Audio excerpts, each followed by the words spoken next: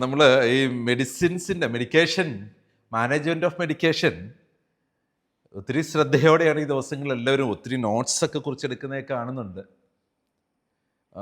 ശരിയാണ്, നമ്മളുടെ മരുന്ന് മാറിപ്പോകൽ, അശ്രദ്ധമായി മരുന്ന് കൊടുക്കൽ ഒക്കെ സംഭവിക്കുന്നത് പേഷ്യൻറ്റിന് പ്രതികൂലമായ പ്രതിപ്രവർത്തനങ്ങൾ ശരീരത്തിൽ സംഭവിച്ച് അപകടകരമായ ജീവിതാവസ്ഥയിലെത്താനായിട്ട് കാരണമായി മാറിയേക്കാം എന്നതുകൊണ്ട് നമ്മളുടെ ഹോസ്പിറ്റലിൽ വളരെ സുരക്ഷിതമായും വിവേകപൂർവമായ മരുന്നിൻ്റെ ഉപയോഗക്രമങ്ങൾ ചിട്ടപ്പെടുത്തേണ്ട ആവശ്യകതയുണ്ട്.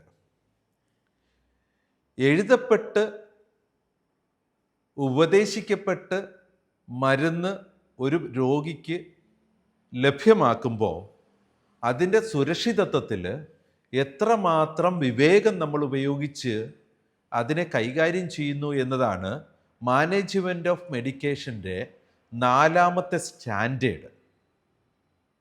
ഈ 4ാമത്തെ സ്റ്റാൻഡേർഡിൽ നമ്മൾ മനസ്സിലാക്കാൻ പോകുന്ന 8 ഒബ്ജക്റ്റീവ് എലമെൻറ്റുകൾ നമ്മളെ കടത്തിക്കൊണ്ടു പോകുന്നത്, നമ്മളിതിൽ കൂടെ നടന്നു കയറാൻ പോകുന്നത്, ഒരു പ്രിസ്ക്രിപ്ഷൻ എങ്ങനെയാണ് ഏറ്റവും മാന്യമായി എഴുതേണ്ടത്. രോഗി വന്നിരുന്ന് സംസാരിച്ച് തുടങ്ങുമ്പോൾ പ്രിസ്ക്രിപ്ഷൻ എഴുതി തുടങ്ങുന്ന ഒരു ശൈലി ഉണ്ടെങ്കിൽ അത് നല്ലതല്ല. അതൊരു മാന്യമായ സുരക്ഷിതമായ രീതി അല്ല. ഏതൊക്കെ കാര്യങ്ങൾ ശ്രദ്ധിക്കണം? ഒരു പ്രിസ്ക്രിപ്ഷനകത്ത് മിനിമം എന്തെല്ലാം എഴുതിയിരിക്കണം. ചിലപ്പോഴൊക്കെ പ്രിസ്ക്രിപ്ഷൻ കണ്ടു കഴിഞ്ഞാൽ നമ്മളുടെ ജ്യോത്സ്യന്മാരുടെ അടുത്ത് കൊണ്ടുപോയി കവടി നിരത്തി നോക്കേണ്ടി വരും എന്തായിരിക്കും ഉദ്ദേശിച്ചതെന്ന് മനസ്സിലാക്കാനായിട്ട് എന്ന സാഹചര്യം കുറഞ്ഞു വരുന്നുണ്ട്. അത് ഇത്തരത്തിൽ ഹോസ്പിറ്റലുകൾ സ്റ്റാൻഡേർഡൈസ് ചെയ്യപ്പെടുന്നതിൻ്റെ പാർട്ടായിട്ട് നിയമങ്ങൾ വളരെ കൃത്യമായി പാലിക്കാൻ നമ്മൾ നിർബന്ധ ബുദ്ധി എടുക്കുന്നത് കൊണ്ടുമാണ്. നമ്മൾ വെർബൽ ഓർഡേഴ്സ് വളരെ കൂടുതലുണ്ടായിരുന്ന ഒരു കാലഘട്ടത്തിൽ അത് കുറഞ്ഞു വരുന്നുണ്ട്. ഇന്ന് ഗ്രേപ്സ് ഉപയോഗിക്കുന്നിടത്ത് വെർബൽ ഓർഡേഴ്സ് ഗ്രേപ്സ് തന്നെ ടെസ്റ്റായിട്ട് കൺവെർട്ട് ചെയ്താണ് കൊടുക്കുന്നത്. അല്ലെങ്കിൽ വെർബൽ ഓർഡർ ഇപ്പോഴും കൊടുക്കേണ്ട ഏതെങ്കിലും സാധ്യതയുണ്ടെങ്കിൽ, വിളിച്ചു പറയുന്നുണ്ടെങ്കിൽ കേട്ട ആളിനെ കൊണ്ട് അത് റിപ്പീറ്റ് ചെയ്യിപ്പിക്കുന്നതിനുള്ള മെത്തേഡ് നമ്മൾ പരിശീലിച്ചിരിക്കണം. എങ്ങനെ ചെയ്യണമെന്ന് ഡോക്യുമെൻ്റ് ചെയ്തിട്ടുണ്ടായിരിക്കണം. ഏതെങ്കിലുമൊക്കെ മരുന്നുകൾക്ക് അലർജി ഉണ്ടാവാൻ സാധ്യത ഏതൊരു മനുഷ്യൻ്റെ ജീവിതത്തിലും ഉണ്ട്. അതുകൊണ്ട് കണ്ട മാത്രമേ അങ്ങ് മരുന്ന് എഴുതി തീർക്കുക നമ്മുടെ ജോലിയൊന്നും അല്ല കേട്ടോ.